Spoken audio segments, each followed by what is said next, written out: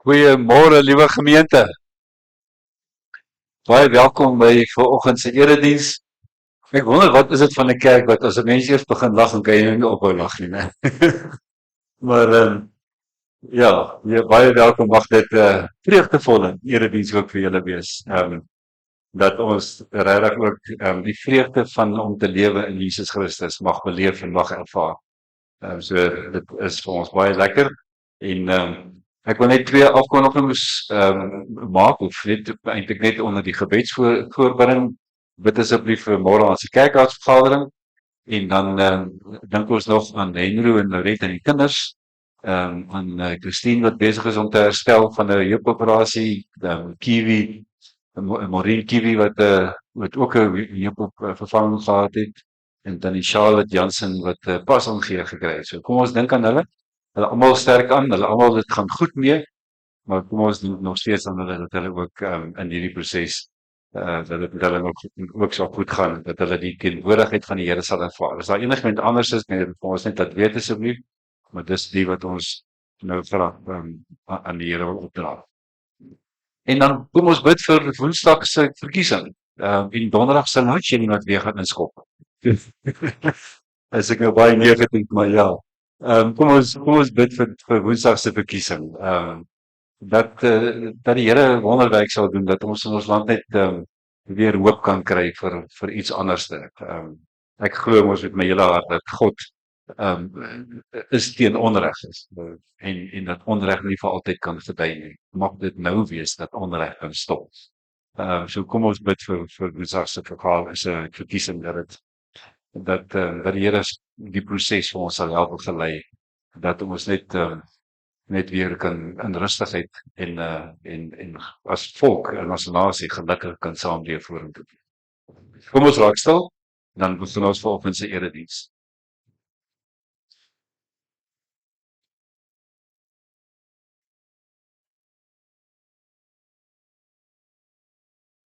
Die Here regeer. Die aarde moet juig. Al die baie eilande moet bly wees. Die Here is omgewe van donker wolke. Sy troon is gebou op reg en geregtigheid. Sy weerligstrale verlig die wêreld. Die aarde sien dit en bewe.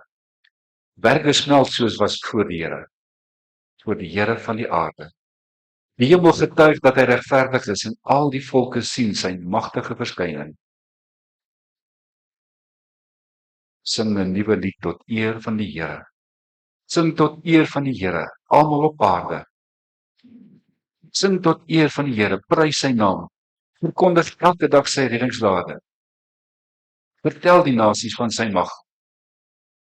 Al die volke van sy magtige dade. Al die gode van die volke is niks. Dit is die Here wat die hemele gemaak het. Prys die Here, alle volke. Amen. Liewe gemeente, genade en vrede vir julle van God, die Skepper God, die Vader en van God die Seun, die Verlosser, die Woord wat kom mens word het en lig onder ons kom woon het, en die Heilige Gees, die Parakleet, die een wat by ons en in ons leef en ons begelei en help. Amen. Kom ons sing tot eer van die Here 3 liedere. Ons lofliedere vandag is liedboek 200. Dit is 'n blye lied, 'n wonderlike lied waarin ons kan sing u goedheid deur kan ons nie pyl nie. En dit is so. Ons kan dit omtrent nie eens beskryf nie. Ons het nie eens genoeg woorde om regtig te verstaan en wat die Here vir ons beteken en gedoen het nie. So kom ons sing 200 vers 1, 2 en 3 en dan sing ons ook 205. Direk daarna bring lof aan die Vader, verheerlik die Seun, vir liefde, genade, verlossing en steun, en dan sluit ons loflied af met 450, wat ons dan daarvan vers 1 en 2 sing ook 'n bekende lied, Vader, Seun en Heilige Gees, hoe sal ons u heerlikheid kan verwoord? Ook 'n lied waar ons amper as 'n gebed na die Here toe kom. En dit is vandag Drie-eenheid Sondag, so ons gaan hoor en praat oor God die Vader, Seun en Heilige Gees. Kom ons sing hierdie 3 liedere tot eer van die Here.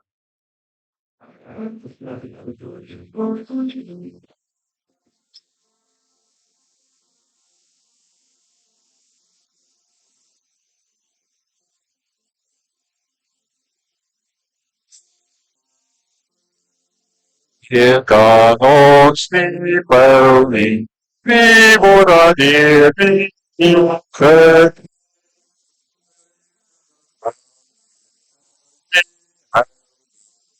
zoals apotheker.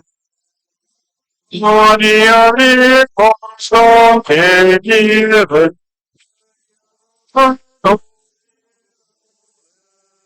Die zal ons nooit vergeten. Geven ons niemand Hier wat ons verwaken. Voor kom ons is schepselstal. Hier is hier wat steeds gewaken. Hier wie ons gaan zijn al bestaan. Ons gehoor die vrienden. Die sterk ons geest met nieuwe kracht. Die geven ons leren. Die wat we onszelf verkopen. Zo ik groeien in liefde. Zo ik niet goed, ik niet verstaan. Zo ik mij raad weer, ik niet weer. Wat ik mij best niet gaat. Hier is mijn koningsleven. Georg.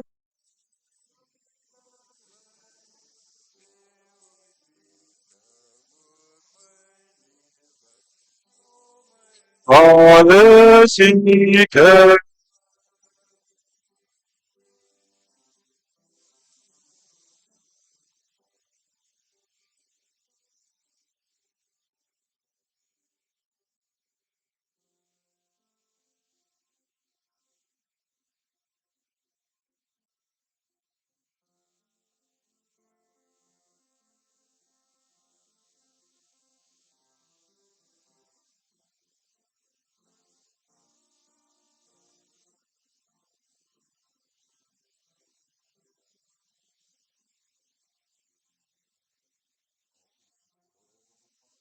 Schipper wat altijd getrouw.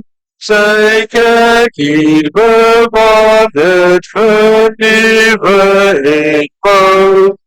Ons vlees en spirit ons die hier zij is.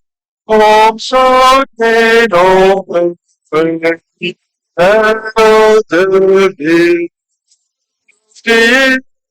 Geloof in zijn verloren gezang. Geloof in, prijs hem, zijn naam. Hij komt uit genade, zondens verschiet, dat God zo vrij de schap van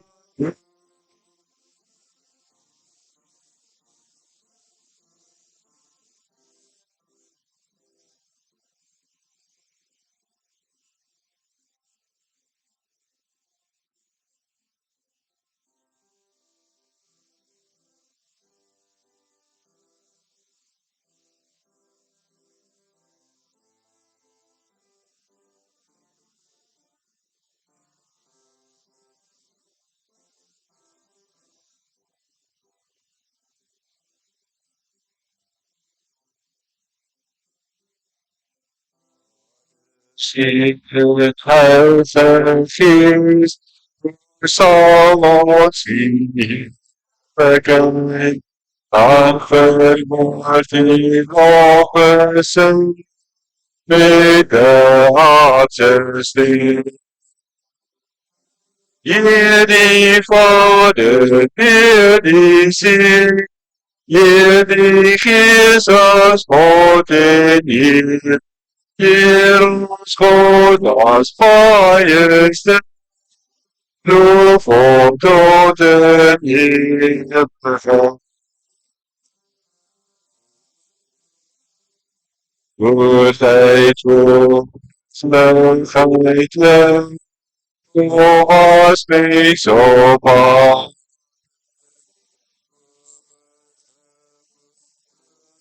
Zo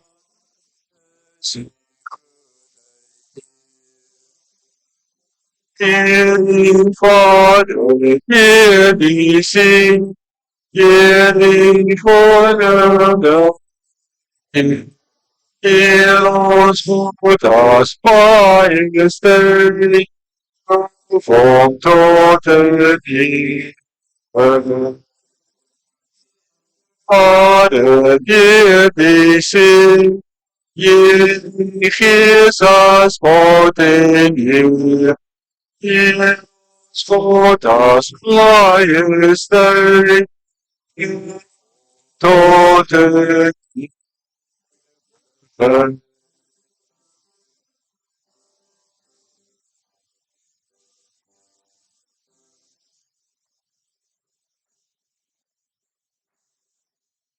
Al die kindertjies kan weer nader kom staan.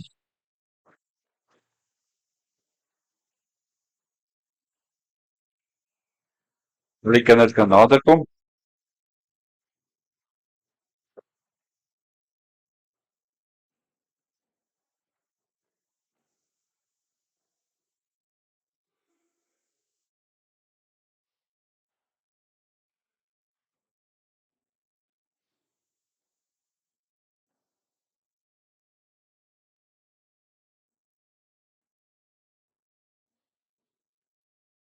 Goed, lyk my almal is hierso.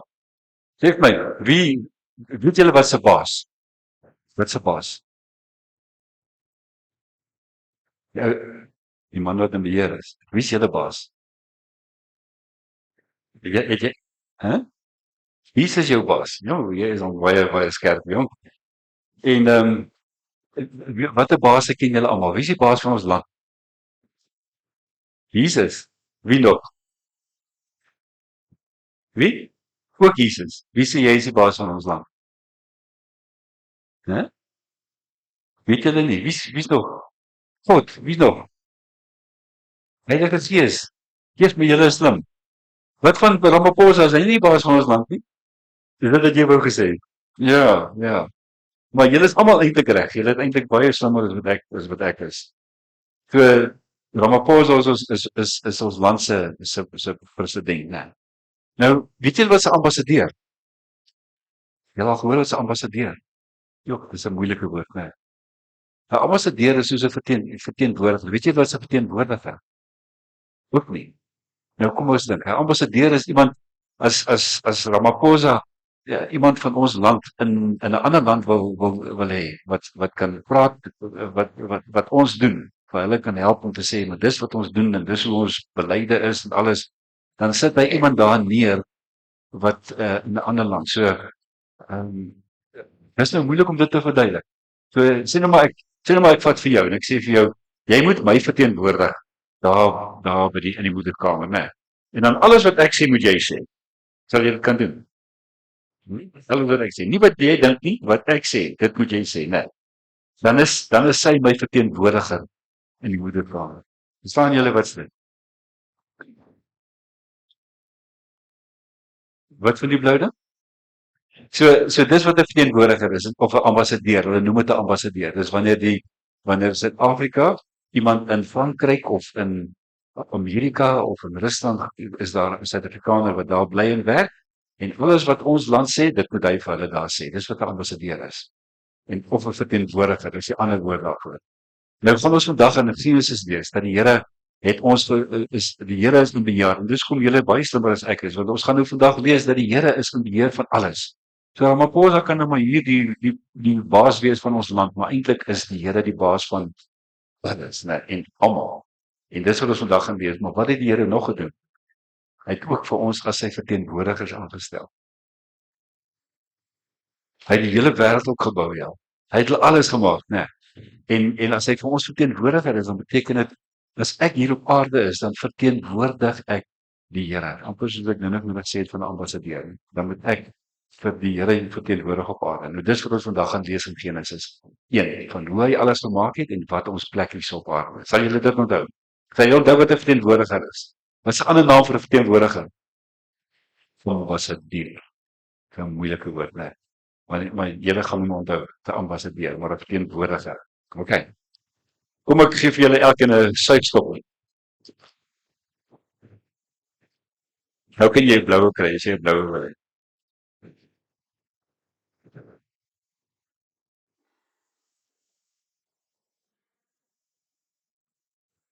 Dis 'n plesier, né? Wat sê jy?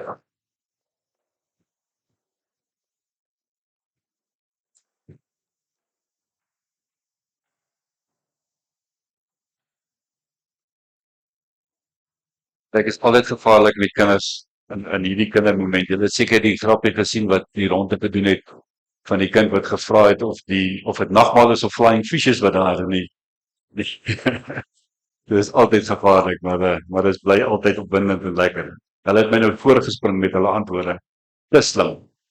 Ons lees uit Genesis 1 vanoggend. Ek het aan die begin van die jaar ook daai gespreek. 'n Mens kan op so 4 of 5 preek omtrent uit Genesis 1 uitmaak as jy wil. Maar ons gaan vandag uit 'n ander hoek uit daarna kyk. Uit Genesis 1 uit, vandag die 3 eenheid Sondag, daai prent is maar 'n manier om die 3 eenheid te probeer weergee. Die Vader, Seun en die Heilige Gees wat nog eintlik maar nog steeds een God is wat ons aanbid. So kom ons bid net saam terwyl ons Genesis 1 so op ons skote oop het.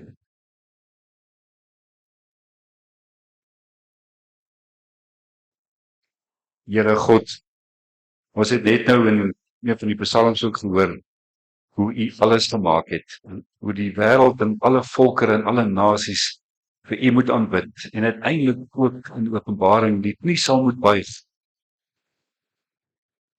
en erken dat daar net een God, die God van Abraham, Isak en Jakob is. Een skeppergod wat alles en almal gemaak het.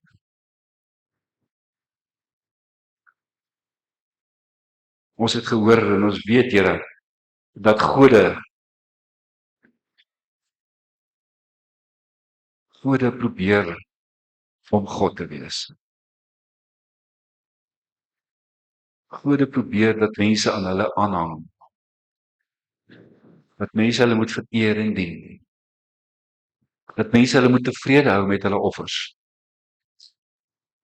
U is so anders. En uiteindelik sal ook selfs gode moet erken, U is die enigste God, die Almagtige. Ons loof U, Here, omdat ons, wanneer ons na die grootheid kyk, en wanneer ons na die liefde en die genade kyk, dan kan ons nie anders as om te besef, dat al hierdie ander goed waaraan ons so aanhang, en waarvoor ons lewe gee, dan net nie opweeg teen U goedheid en die genade nie. U liefde en U troue.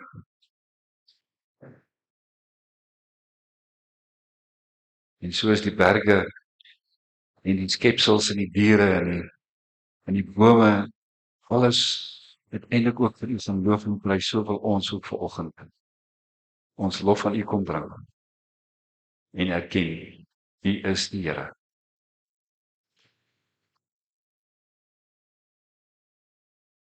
Vader, Seun en Heilige Gees, open dan vandag ook U woord, dat U naam verder verheerlik mag word, deur ons wat as U beelddraers hier op aarde U verteenwoordig. Amen. Ons lees Genesis 1 vanaf vers 1 af.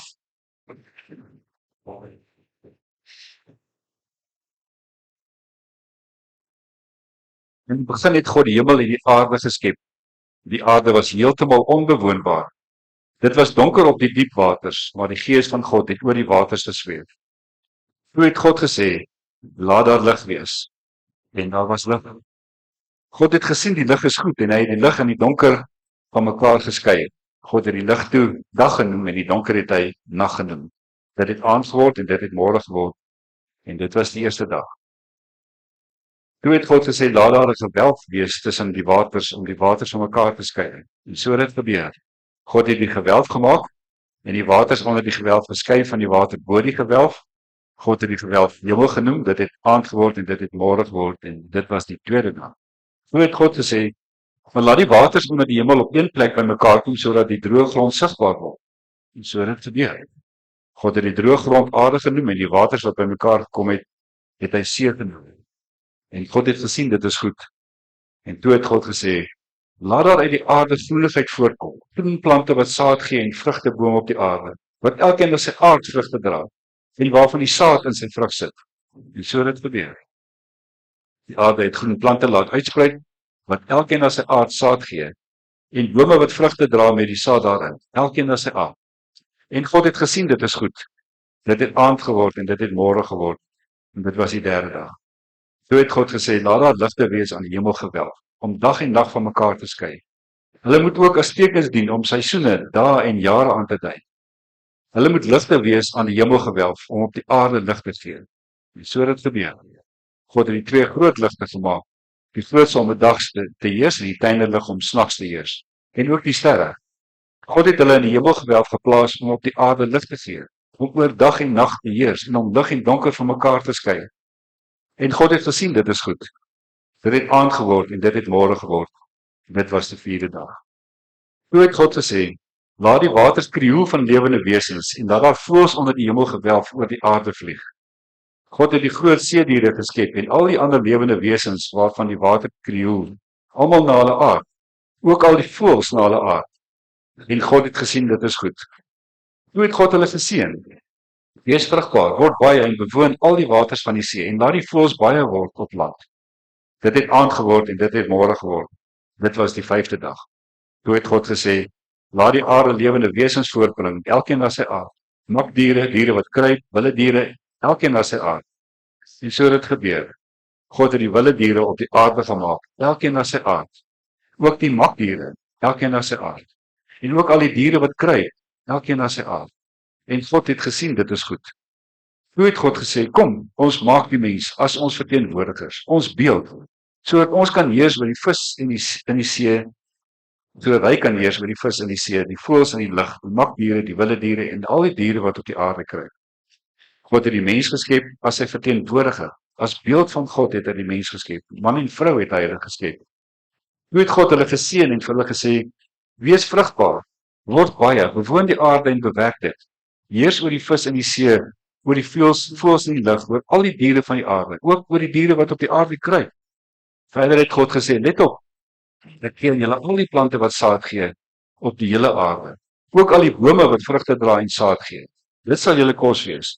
Maar aan die wilde diere op die aarde, en aan die voëls in die lug, en aan die diere wat op die aarde kruip, van alles wat leef, gee ek al die groenplante as kos.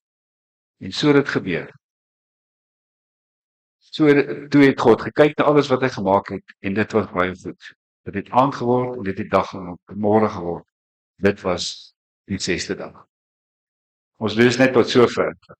Net so op 'n ligter noot, diegene wat nie van slaai hou nie, let op, vers 29, bere vir jou daai versie. En al die, dat die Here het vir ons al die plante gegee wat saad op die aarde dra, maar aan al die wilde diere op aarde en die voëls in die lug en aan die diere wat op die aarde kruip, gee ek al die groen plante as kos. So as jy nou nie meer slaai wil eet nie, dan het jy nou daar vir jou 'n vers waarop jy nou kan staan en sê, maar dis hoekom jy nie blare eet nie. Ek het een van ons kollegas eet geen blare en tomaties op sy burger nie. So, ons het nou by hom ook geleer, daar is nou 'n goeie vers daarvoor. Liewe gemeente, dis die skepingsverhaal, en die is so baie in hierdie skepingsverhaal. Ek het net nou gesê, mens kan meer as een preek daaroor. Ek weet nie of julle opgelet het nie, maar daar's sulke temas, en die hele skepingsverhaal is so in 'n vloeibare, as jy hom nou op 'n stuk papier uiteensit, dan kan jy nou sien hoe die temas so uitmekaar val, amper soos 'n prentjie wat hy so vorm. Ook die manier hoe dit geskryf is, elkeen na sy eie aard. Die feit dat daar lig was, voordat die lig geskep is, wat vir ons net weer eens, dat God se heerlikheid oor die aarde uitstraal. En as ons in Openbaring gaan lees, dan lees ons dat daar ook nie lig nodig sal wees nie, want God se heerlikheid gaan oor die aarde die lig wees. So daar's soveel temas in hierdie verhaal. As jy hom nou mooi bestudeer en jy hom so tussen die lyne lees, dan kom jy agter dat daar verskriklik mooi goed daarin staan wat alles 'n beeld uitdra van wat vir ons belangrik is as mens, veral wanneer ons in 'n tyd leef of in omstandighede leef wat nie goed gaan nie. Langdurige slegte nuus of slegte omstandighede het mos die manier om 'n mens so 'n bietjie hooploos te maak, so 'n bietjie trapperig te maak, asof jy net nie daai vreugdevolheid kan ervaar. As dinge te lank sleg gaan, en dan begin jy dink dat dit kan net nie meer beter nie. En dit lei tot wanhoop. En wanhoop het mos die manier om vir ons verder te vat en dat mens naderhand begin dink dat dis die noodlot. Die noodlot bestuur alles en almal. Noodlot sê niks en niemand kan meer 'n verskil maak in hierdie wêreld nie. Niemand kan iets doen wat die toekoms anders sal laat lyk nie. Ons lewe gaan maar net aan. Alles gebeur volgens 'n oorsaak en 'n gevolgskedule en ons word oorgelewer aan die noodlot. En uiteindelik is dit fatalisme die uiteinde daarvan. Fatalisme is 'n houding wat mense inneem wanneer dit nou langdurig sleg gaan. En 'n fatalis is iemand wat sê dat niks kan meer 'n verskil maak. Dat nie eens God meer 'n verskil kan maak nie. Dat God hierdie aarde aangeskakel het en hierdie wal loop nou maar net en niemand kan iets meer doen om hierdie verloop van sake te verander nie. En die gevolg is dat jy dan uiteindelik ook dink maar die lewe is 'n mors van tyd. En al daai energie en alles wat ek beplan en al my planne en al my doelwitte wat ek vir myself stel, is eintlik maar 'n mors van tyd, want waarheen? Dis geen wonder prediker kom op 'n punt in sy lewe en hy sê, dit kom tot niks. Dis net 'n gemors, dis net 'n nuttelose, doellose, wanhopige, hopelose voortbestaan van elke dag. Alles word eintlik vooraf uitgewerk, die noodlot en is onafwendbaar, dit gaan gebeur, ons kan niks aan niks verander nie. Die volgende stap is dat ons passief raak, dat ons maar net gaan sit, want waarom sal ek nou enigstens iets probeer doen, of energie opwerk, of iets probeer doen om 'n verskil te maak? En dan gee ons oor. Dan gee ons oor dat fatalisme en die noodlot nou net maar kan voortgaan. Dat mense ook nou maar net niks meer hoef te doen nie, en ons wil aan niks meer deelneem nie, want dit gaan geen verskil maak. Waar noodlot regeer, is alles doelloos, sinloos, genadeloos, hooploos. En ons kan so dink oor die verkiesing. Daar's baie mense wat al vir my gesê het, hulle stem nie weer nie, hulle gaan nie meer na verkiesing toe, want wat help dit tog nou maar? Alles kom tot niks nie. En die ANC gaan maar net weer 'n keer wen. So, waarvoor die moeite gaan doen om nog 'n verskil te probeer maak? Ons is magteloos om 'n verskil te maak. En ek wonder baie maal of daar nie agter fatalisme 'n geloofssaak lê nie, 'n geloofsprobleem lê nie. Want wat jy glo oor wie in beheer is mos maar eintlik ook ten diepste 'n geloofsaak. Ons kan sê dat die noodlot is in beheer, of ons kan sê dat die ANC is in beheer, of die president. Of 'n fatalis kan sê, nee wat, nie eers die ANC is in beheer nie, hulle is maar net 'n pion in 'n groter skaakspel. Miskien dalk is Putin in beheer, of Hamas, of China, of die wêreldmag, of geldmag, of selfs dalk die banke. Die jag na energiebronne is eintlik in beheer. Wie die olie besit en die energiebronne besit, dis hulle wat eintlik maar die wêreld bestuur en beheer. En hulle bepaal wat die noodlot gaan laat gebeur of nie. En 'n mens kan verstaan dat mense wat tot so 'n punt gedryf word, uiteindelik dan nou sit en voel, nee wat, daar's geen sin aan enigiets te doen nie, daar's geen energie nodig nie. 30 jaar demokrasie onder die ANC bevind, verg nie veel om vir iemand in die fatalisme in te verval. En Israel was ook daar. Israel was nie net een keer daar nie, hulle was verskeie keer in 'n lewe waar hulle gevoel het, maar niks werk uit vir hulle nie.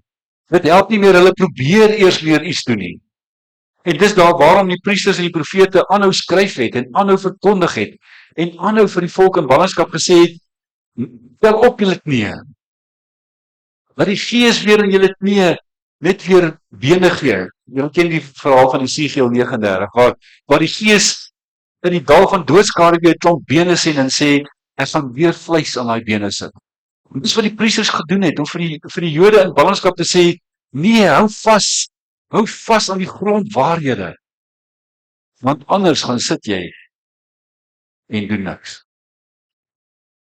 Anders gaan sit jy en die noodlot beheer en bestuur jou lewe. Anders verval jy in 'n fatalistiese uitkyk van die lewe.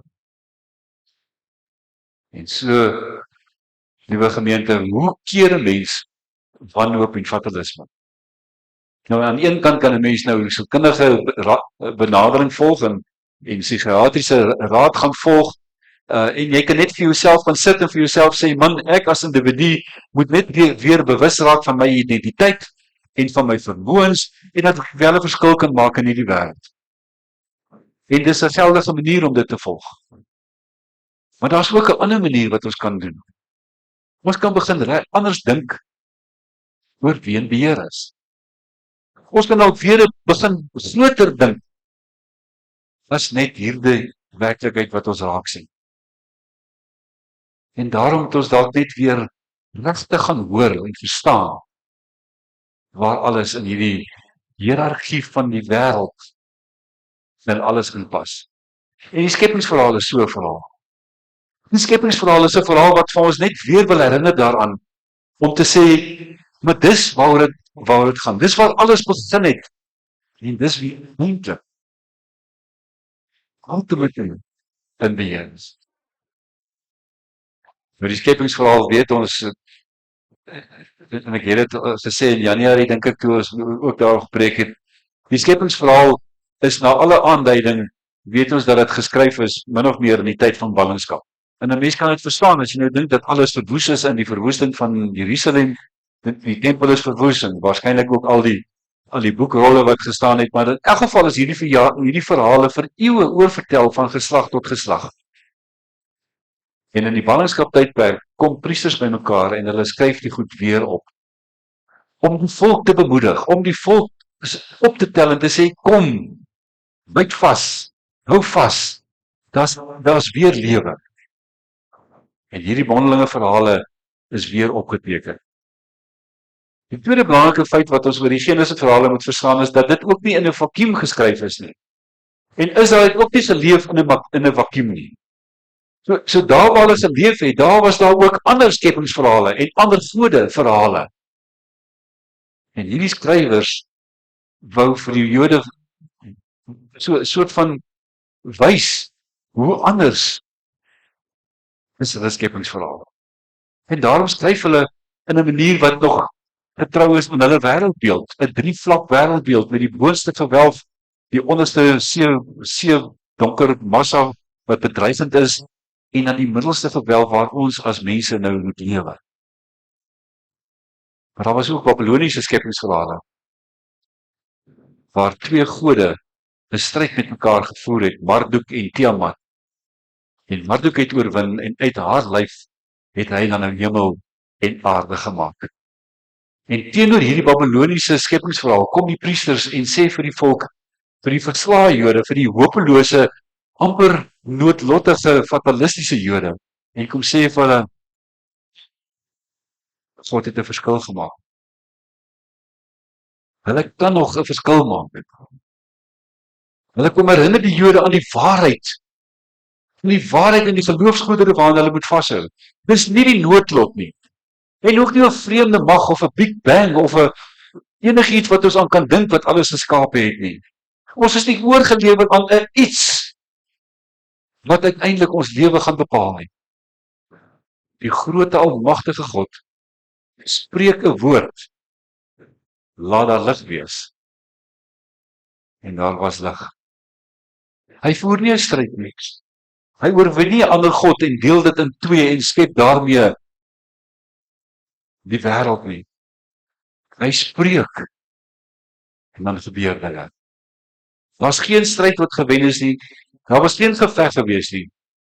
Daar's geen chaos wat onder bedwang gebring moes word nie, wat die Babiloniese skepingsverhale vertel het nie. Daar's geen mag wat 'n bedreiging inhou wat oorwin moes word nie.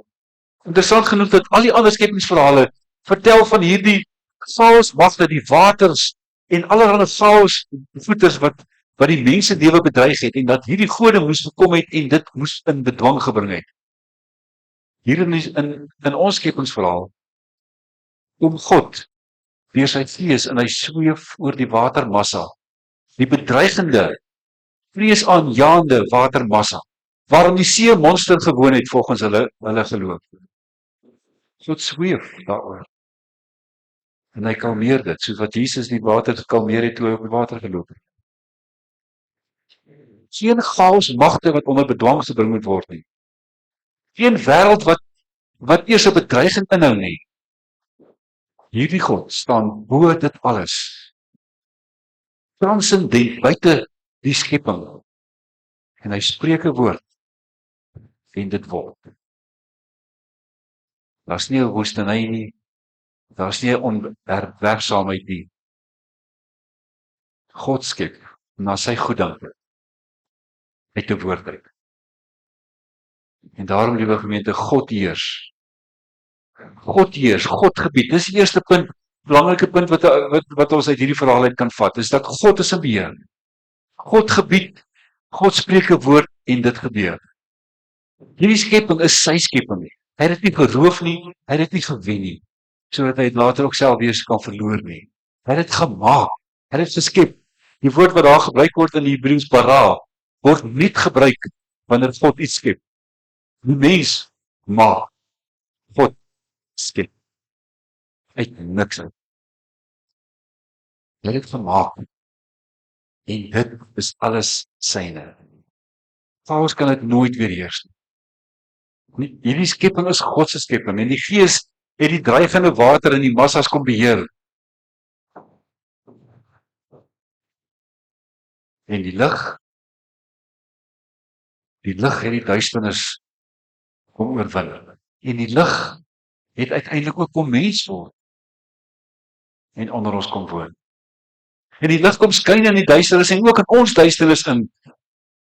En die duisternis kon dit nie kom oorweldig nie. Want Jesus het gekom en hy is die lig. Hy was van die begin af by God, die lig. Die woord wat gespreek is. Johannes sê vir ons, niks wat ontstaan het ontstaan sonder en deur hom nie. Daarom, liewe gemeente, die eerste ding wat ons uit vandag moet vashou, veral wanneer ons in 'n week instap waarin daar verkiesing kan plaasvind, waarna potensieel chaos kan kom. En chaos magte graag sou wil beheer oorneem en graag sou wil chaos saai. Dat ons God, ons skepper God, het chaos onder beheer gebring. Hy het deur 'n magswoord dit alles in sy beheer. En hierdie aarde is nie oorgegee aan die noodlot nie. En ook is my en jou lewe op hierdie klein kolletjie op die aarde, hier in die Noord-Kaap en Houtown, is nie oorgegee en oorgelewer aan die noodlot nie. En soos ons en ons lewe ook nie oorgegee aan die noodlot nie. En dit bring ons by die tweede punt. Nadat God alles na sy aard geskep het, kom hy en hy maak vir ons, die mens, as sy verteenwoordiger.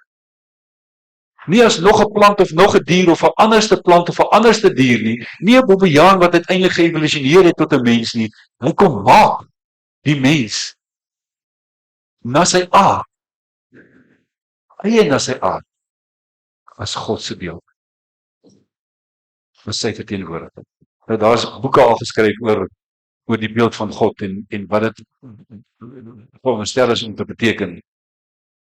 Die naaste wat meeste mense oor dink, is hulle sê, veral in die Mesopotamiese tyd, en wanneer 'n koning oorwin het, dat hy 'n standbeeld gaan oprig in die land wat hy oorwin het, om daardeur soort van 'n verteenwoordiger te wees en die volk wat hy oorwin het, gereeld te herinner daaraan dat hy is nou in beheer van hulle.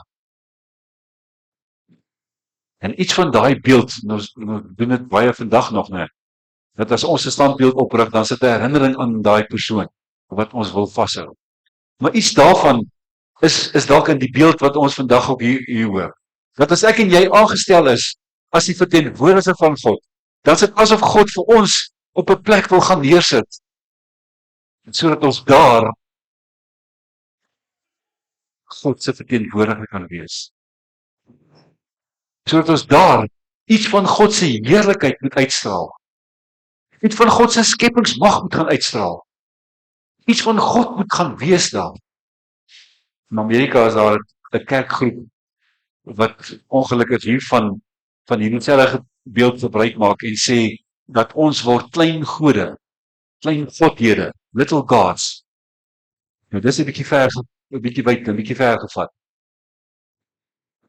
Maar dat ons God se verteenwoordiger op aarde is, dat ons sy beeld is, dat ons hom verbeeld op aarde. Nie nog 'n plant of nog 'n dier, maar die mens as sy verteenwoordiger. Ons is nie maar net veroorsaak nie, ons is nie maar net die gevolg van 'n samevloei van omstandighede nie. Die noodlot het nie gemaak dat die mens daaruit beland het nie. Nee, ons is gemaak, geskep deur die uitspreek van 'n woord. Ons is in die lewe geroep. In 'n sin word ons medeskeppers. In Psalm 8 lees ons dat ons ook die kroon van die skepping is. Here ons Here, hoe wonderbaar is U naam oor die hele aarde. Hoe glansryk alles wat U gemaak het, in die hemelruim geplaas het. As ek die hemel aanskou, die werk van U vingers, die maan en die sterre waarin U 'n plek gegee het, wat is die mens dan dat U aan hom dink? Die mensekind dat U na hom omsien. U het hom net 'n bietjie minder as 'n hemelse wese gemaak en hom met aansien en eer gekroon. U laat hom heers oor die werk van die hande. U het alles aan hom onderwerp, skape en beeste, alles. Selfs die diere in die veld, die voëls in die lug en die visse in die see, wat die oseane deurkruis. Here ons Here, hoe wonderbaar is U naam oor die hele aarde. Liewe gemeente, ons is die kroon van God se skepping. Hy het alles gemaak met die uitspreek van 'n woord en op die laaste dag kom hy en hy sê, ek wil met mense in 'n verhouding staan. Ek wil mense maak wat my kan verteenwoordig op aarde. Asof dit ek is wat daar staan. Mense wat my in die skepingswerk kan gaan verteenwoordig. En daarom sê die Here, gaan bewerk die aarde. Gaan skep kultuur. Word baie. Nou as mens dit daarna kyk, dat God in beheer is aan die een kant en God vir my en jou as sy verteenwoordiger geskaap het. Hoe kan ons op 'n punt kom dat ons sê, nee wat, ek kan maar geen verskil meer op aarde maak nie. Fatalisties, maar net oorgee aan die noodlot, dat die noodlot ons lewe beheer. Ons God is nie net die lig wat die duisternis oorwin het nie. Hy is die skepper God. En hy kom maak van my en jou ons medewerkers, medeskeppers. Ek het in die begin gesê 'n fatalist glo nie dat sy bydrae enige verskil meer kan maak, want alles word beheer deur 'n noodlot of 'n mag of 'n krag bo en buite jouself. As ons ooit daar eindig, dan moet ons weer Genesis lees.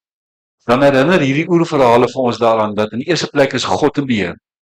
Want hy het alles met die uitspreek van 'n woord geskep. In die tweede plek het hy vir my en jou nie as nog 'n dier of 'n plant geskep nie, maar as die kroon van sy skepping.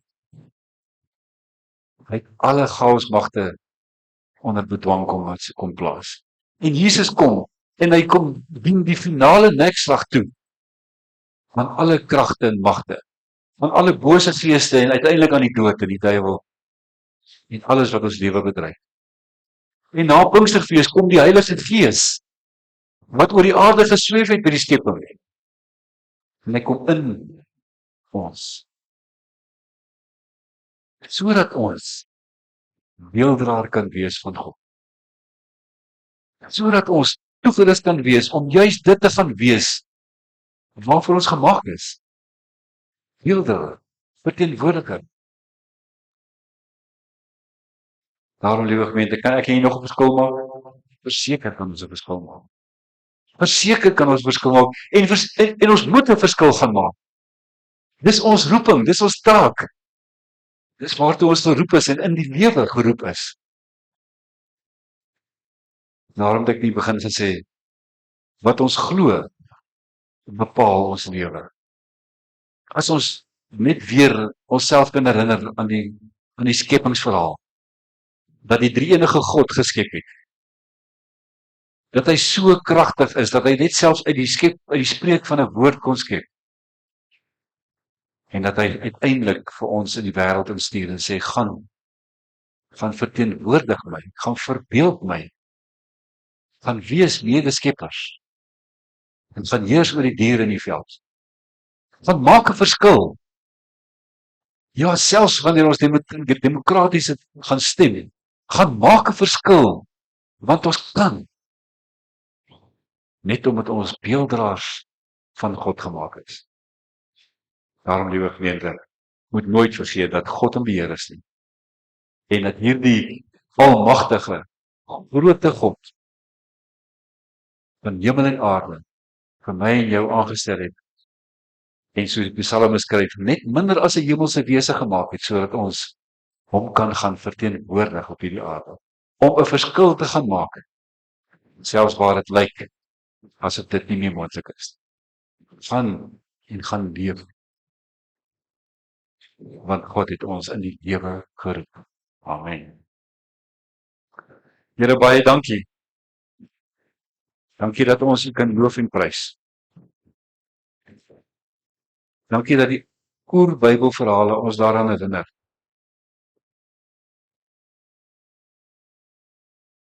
Dat daar net een God is. Net een skepper God is. Wat uit niks uit alles geskep het wat ons sien. En wat na die skepping ook nie terugsit en kyk hoe hierdie bal voortloop en voortrol nie.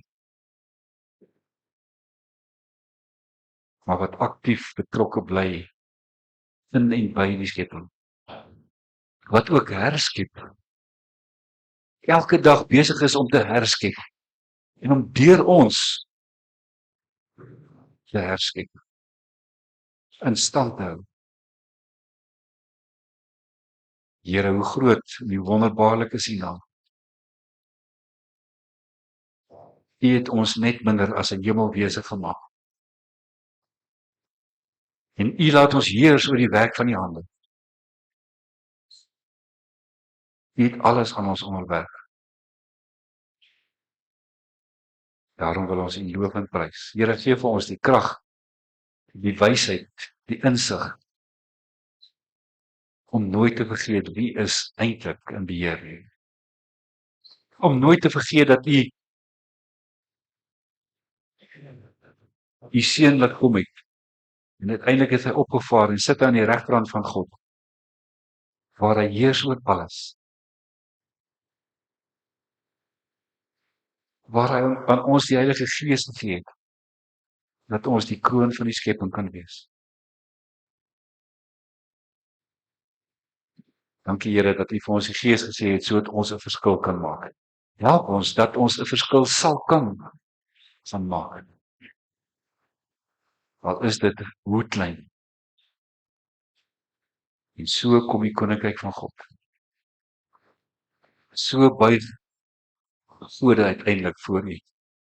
En moet hulle erken dat daar net een God is. Vader, Seun en Heilige Gees. Ons sluit af, Here. Here ons Here. Hoe wonderbaar is U naam oor die hele aarde. Hoe glansryk alles wat U in die hemelruim geplaas het. U alleen is die Almagtige. Amen. Liewe gemeente, het 'n geleentheid nou om vir die Here ook dankie te sê vir alles wat hy gemaak het, ook ons middele, ons kragte en ons werksaamheid. En in ons werksaamheid is ons besig om kultuur te skep en hierdie aarde vir hom in stand te hou.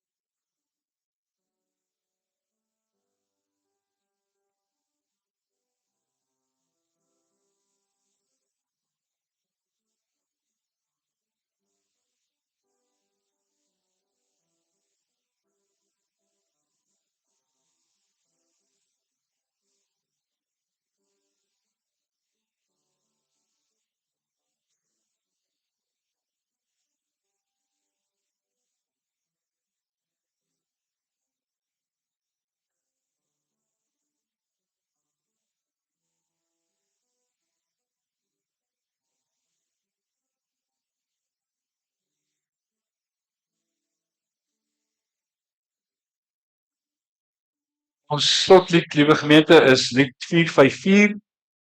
Dit is 'n lied oor die drie-eenheid. Ons vier vandag die drie-eenheid van God.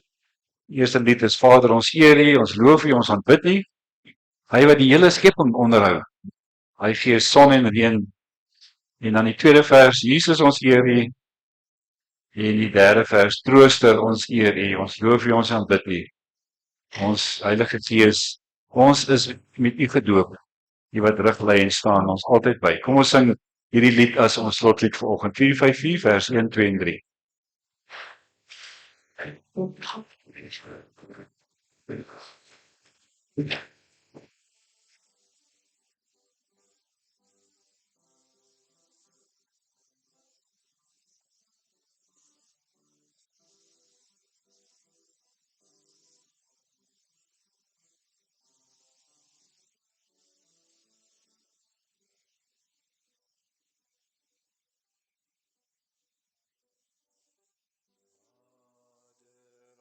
Sing so feel aanbid die wat heel die skepping onderhou.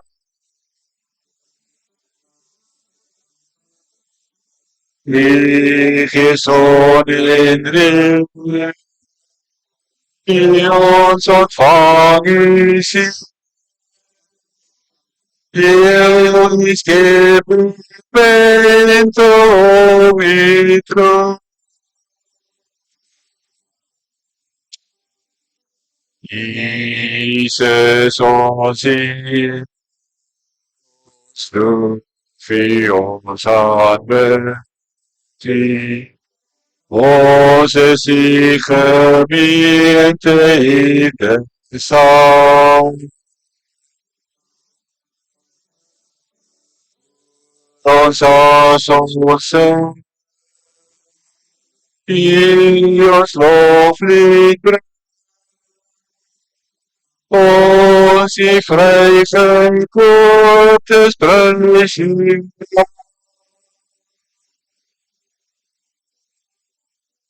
Trooster ons Heer, ons aanbid die Heilige Gees in ons lewe, die verder.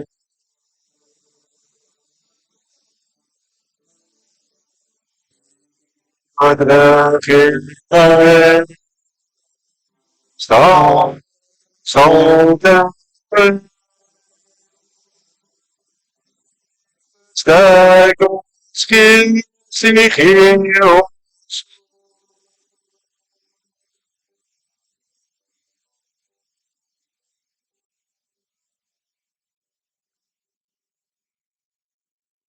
Liewe gemeente, die genade van ons Here Jesus Christus en die liefde van God en die gemeenskap van sy Heilige Gees sal met julle wees en bly, sodat ons 'n verskil kan gaan maak en dat ons ook sy verteenwoordigers kan wees. Amen.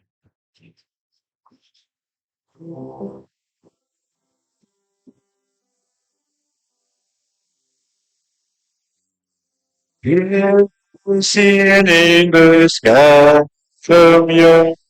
Die Here verlof jou gebiede. Vrede vir jou.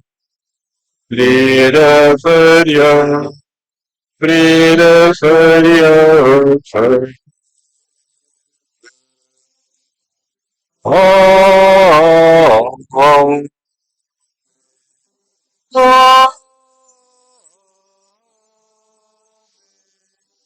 Oh,